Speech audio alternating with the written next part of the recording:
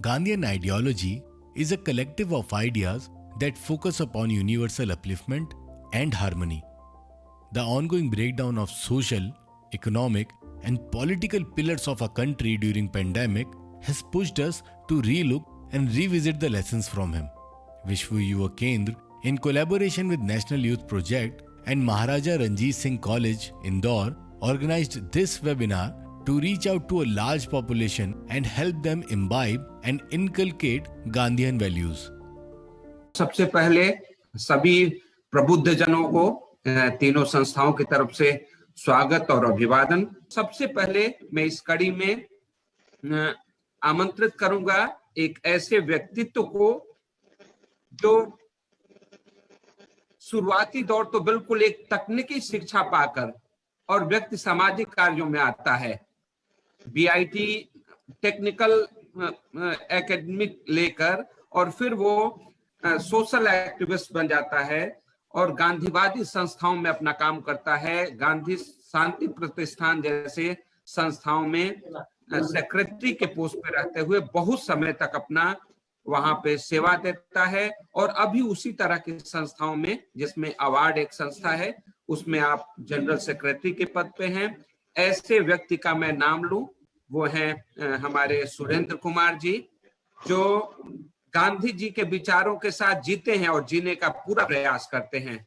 मैं बिल्कुल समय गंवाए, मैं चाहूंगा कि मैं देखता हूं आपसे हम बहुत कुछ गांधी जी के बारे में सुनते हैं, उनकी बातों को समझते हैं, कहीं कहीं भ्रांतियां होती हैं तो आपसे वो भ्रांतियां टूटती हैं, तो इन चीजों को आप हमसे बहुत शेयर करते हैं। मैं आज चाहूंगा कि आप हमारे इस पैनल में अपनी बातों को रखें, जिससे हम और कुछ गांधी जी के बारे में जान सकें।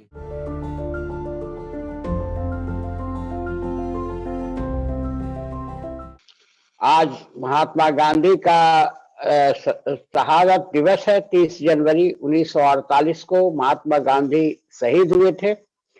आज इस दिवस पर मैं महात्मा गांधी को सर्वप्रथम नमन करता हूं, जो कि इस राष्ट्र के आदर्श हैं और उन्हीं के आदर्श और पर चल करके राष्ट्र के निर्माण का काम शुरू हुआ था, आज भी चल रहा है।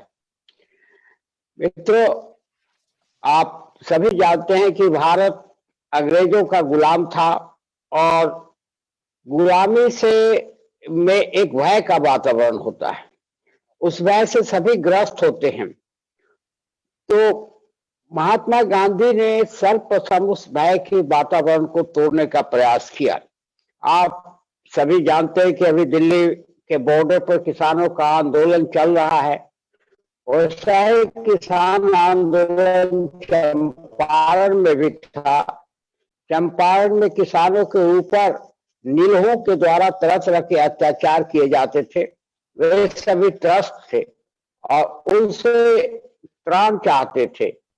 एक चंपारण के और इन प्रकार बहुत मेहनत करके, विनती करके, प्रार्थना करके चंपारण के किसानों की स्थिति को देखने के लिए महात्मा गांधी को चंपारण ले गए।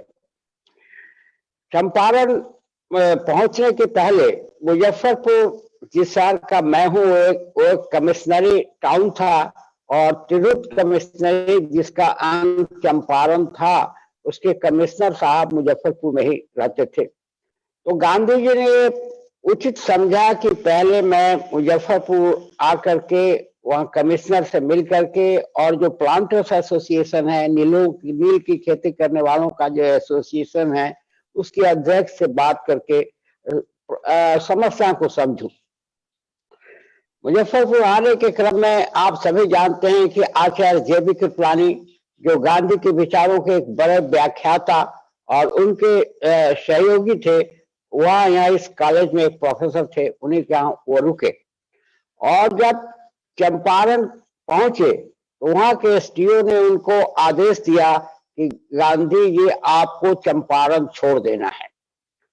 महात्मा गांधी ने सबसे पहले, उस समय तो कोई महात्मा गांधी नहीं हुए थे, उस समय तक एमके गांधी थे।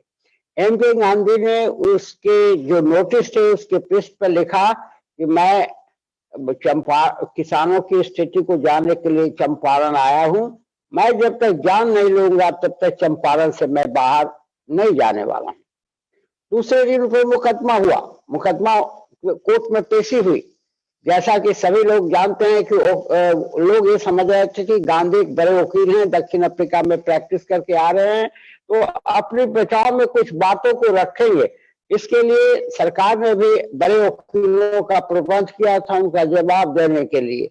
लेकिन उनको तब आश्चर्य हुआ जब गांधी ने स्वीकार किया कि मैंने आपकी आज्ञा का अवहेलना किया है और सार्वजनिक हित में ही अवहेलना है। आप मुझे चाहें, आप जो आपका मैक्सिमम पनिशमेंट है वो हमको दे सकते हैं। तब तक चंपारण के किसानों की हजारों की संख्या में कोर्ट कैंपस में भीड़ लग गई थी और अधिकारी लोग भी काफी चिंतित हो गए थे उस भीड़ को देख करके। अंततः गांधी जी के पर से केस को वापस लिया गया और उन्हें किसानों की हालत को जानने के लिए भ्रमण करने की इजाजत दी गई। और चंपारण में सर्वप्रथम किसानों की स्थिति को देखते हुए ने जो सरकार ने गांधी जी को एक कमेटी बनाई, उसमें गांधी जी को रखा और किसानों की जीत हुई। लेकिन गांधी की एक और विशेषता थी। गांधी की ये विशेषता थी कि राजनैतिक आंदोलन के साथ साथ रचनात्मक आंदोलन पर भी उनका बड़ा जोर था। उन्होंने कंस्ट्रक्टिव वर्क का भी एक प्रोग्राम चलाया और उसको उन्होंने कहा कि जैसे युद्ध में कमी धीमी हो जाने पर या युद्ध के रुकने पर जैसे फौज अपने छावनी में चली जाती है, वहां से पुनः आराम के फिर एनर्जी गेन करके लड़ाई के मैदान में आती है, उसी प्रकार का विराम उन्होंने दिया और रचनात्मक कार्यक्रम को उसके माध्यम से जारी रखा। आज हम सब लोग महात्मा गांधी के नेतृत्व में आजादी के आंदोलन को आगे तक ले गए और आजादी प्राप्त किया। लेकिन उन्होंने भारत का बनाने का एक सपना भी देखा था। शायद उनके जो फॉलोअर्स थे, जो लोग उनको आजादी के आंदोलन में सहयोग दे रहे थे, उनका कुछ सपना अलग था। गांधी जी ने, आप उनकी किताब को पढ़ेंगे, मेरे सपनों का भारत और हिंद स्वराज, ये दो पुस्तकें हैं जिसमें आपको स्पष्ट रूप से ये ज्ञान, हम लोग को ज्ञान प्राप्त हो सकेगा कि कैसे भारत का निर्माण महात्मा गांधी चाहते थे और किस तरह से भारत को आगे लेकर के चलना चाहते थे। उनका मानना था कि भारत गांवों का देश है, इसलिए गांवों के निर्माण पर अगर हम ध्यान देंगे तभी एक भारत एक सबल राष्ट्र हो सकता था, सबल राष्ट्र हो सकता है। हर गांव में एक स्वयं सेवक की कल्पना उनकी थी। 7 लाख गांव में 7 लाख उनके स्वयं सेवक होंगे। सभी गांवों को अपनी जरूरतों की सामग्री को पूरा करने के लिए स्वावलंबी होने की जरूरत होगी। जो सामान गांव में बनाए जा सकते हैं, जो गांव में जिनका उत्पादन हो सकता है, उसको गांव में ही किया जाएगा। इस तरह से एक स्वावलंबी गांव की उनकी कल्पना थी, एक स्वावलंबी व्यक्ति की भी उनकी कल्पना थी और वे मानते थे कि बिना गांव के आगे ले जाए हम इन कामों को नहीं कर सकते हैं। उनकी कल्पना सर्वोदय की भी थी, जिसमें सबों का उदय हो सके, सबों के कल्याण का काम हो सके। इस बीच में अब अपने आगे विशिष्ट वक्ता को आमंत्रित करना चाहूंगा। आप प्राध्यापक और विभागाध्यक्ष हैं हिंदी के Maharaja Ranjit Singh college of professional study MP. आपने सर्वोदय विचार के लिए बहुत जगहों पे यात्रा की है, श्रीलंका वगैरह जैसे जगहों पे, और इसके अलावा आपके बहुत अपने आलेख भी, प्रलेख भी और बहुत सारे लेख अलग अलग जगहों पे प्रकाशित हैं। मैं डॉक्टर पुष्पेंद्र जुबे सर को रिक्वेस्ट करूंगा अपने विचारों को रखने के लिए।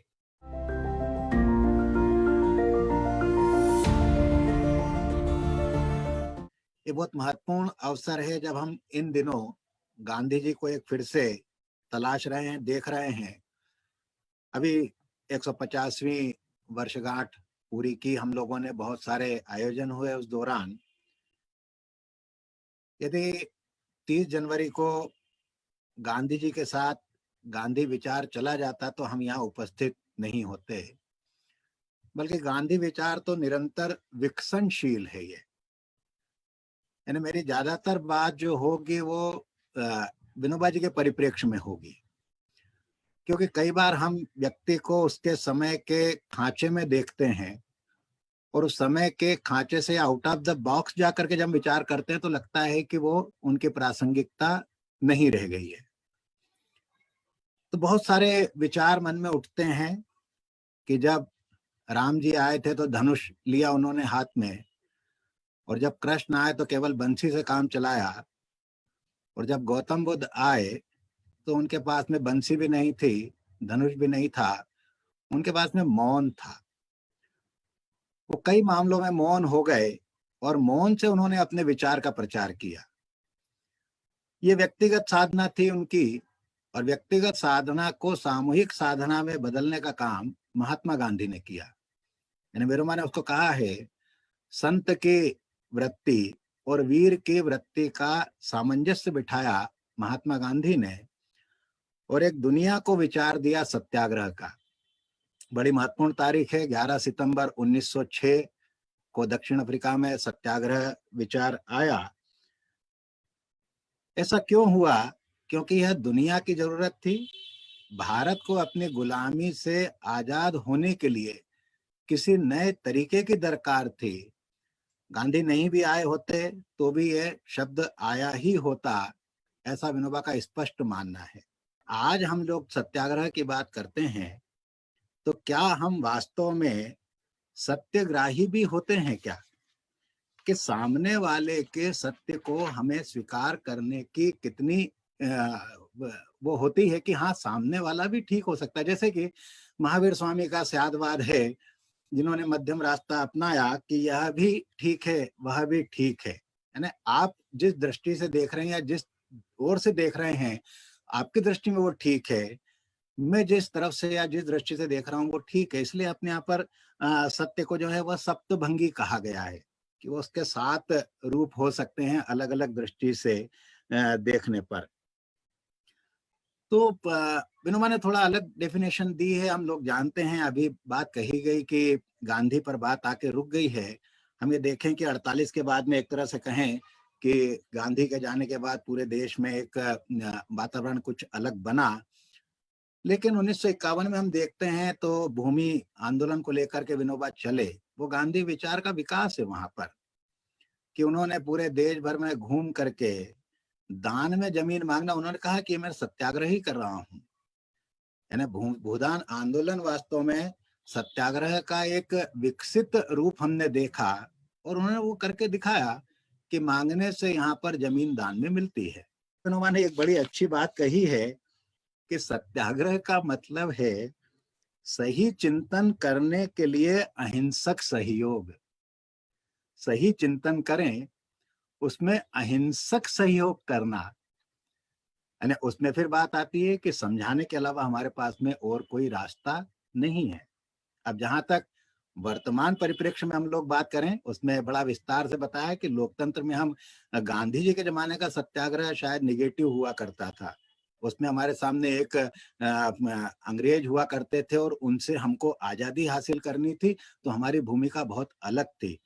और गांधी ने उस समय कहीं कोई दबाव प्रभाव में भी अपनी बात समझाई गई होगी। लेकिन आज के परिप्रेक्ष्य में, लोकतंत्र के समय में, जबकि हमारी ही चुनी हुई सरकार है, हमारे ही लोग हैं, हम ही लोग उनको चुनने वाले हैं, हम ही लोगों द्वारा वो संचालित हो रही है। अब यदि कहीं कोई गलत बात हो रही या समस्याएं हैं तो उससे कैसे निजात पाना या उसको कैसे ठीक करना, तो विनोबा ने जो है उसके लिए एक आगे का रास्ता बता दिया है। उन्होंने कहा कि भूदान से बात बहुत ज्यादा नहीं बनेगी, और आज वो समय हमें दिखाई देता है कि भूदान का अगला कदम दिया विनोबा ने, वो था ग्राम दान का। यानी वास्तव में गांधी जी के सिद्धांतों का प्रैक्टिकल इम्प्लीमेंटेशन क्या होगा, एप्लाइड गांधी सिद्धांतों का एप्लीकेशन अब आ गया है। एप्लीकेशन पार्ट अब आया है 2020 में, कि यदि हमारे देश के ग्रामवासी, तब विनोबा ने 3 बार पदयात्रा करके गांव-गांव घूम करके समझाया कि ग्राम स्वराज ले आओ, स्वावलंबी हो जाओ, स्वावलंबी हो जाने से तुम पर बहुत ज्यादा असर सरकार के निर्णयों का नहीं होने वाला है। तुम अपने आप में स्वतंत्र हो, स्वावलंबी बनो, परस्परावलंबी बनो। आज वो जो है 2020 में लगता है, 2021 में लगता है कि यदि परिपूर्ण रूप से गांव स्वावलंबी हो जाते हैं तो शायद बहुत ज्यादा असर जो है उन ग्रामीण क्षेत्रों पर जो भी कानून बनाए जा रहे हैं उसका बहुत ज्यादा असर नहीं होगा, जैसे अपने देश के कुछ गांव जो है उसको लागू कर रहे हैं। तो आज के जमाने का जो सत्याग्रह है वो गांधी के जमाने के सत्याग्रह से बिल्कुल भिन्न होगा, और आज उसकी रिलेवेंसी, प्रासंगिकता, या आज वो सही समय आया है जब हम तकनीक के माध्यम से, वैज्ञानिक साधनों के माध्यम से हम उस गांधी के सपने को आज साकार करने की स्थिति में हैं। स्वयं किसी दूसरे के पास जाने की जरूरत नहीं है। श्रद्धा और विचार, ये दो चीजें जो हैं हमें अपने देश को आगे ले जाने में सहायक होंगी। समस्याओं को कैसे हल करना, इसके लिए जो है बहुत चिंतन, बहुत मनन और खुद को कष्ट और सहन करने की वृत्ति रखना। तीनों संस्थाओं का जो प्रकल्प है, तीनों संस्थाओं ने मिलकर के ये बहुत जल्दी में हुआ और 1-2 दिन के अंतर में ही ये सारी बात, और ये 1-2 दिन में ही सारा कुछ हुआ। हम और पहले इसको करते तो और बेहतर तरीके से बड़े स्तर पे, लेकिन आज का दिवस बहुत महत्वपूर्ण है, इसलिए जो राष्ट्रीय युवा योजना, विश्व युवा केंद्र, महाराणा रणजीत सिंह कॉलेज और 3 इंदौर ने मिलकर के जो इस कार्यक्रम का उठाया, तो सारे लोगों को बहुत बहुत आभार, बहुत बहुत धन्यवाद, सबका बहुत नमन। हमारे बीच में हमारे अभिभावक आदरणीय सुरेंद्र कुमार सर हैं, तो सर आपका बहुत बहुत आभार।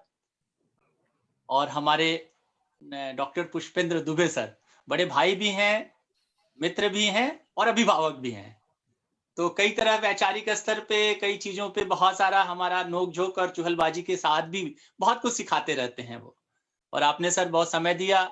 और मैं ये मानता हूं कि विनोबा के विचारों को लेकर के जो आपकी समझ है, देश के गिने चुने कुछ लोग हैं जो उस समझ के साथ इस देश में अपनी बात को रखते हैं, उतने अधिकार के साथ बाबा की बात को रखते हैं, और आपका उसके बावजूद आपकी बहुत सरलता है और आप सिखाते रहते हैं। सर बहुत बहुत आभार, बहुत बहुत धन्यवाद।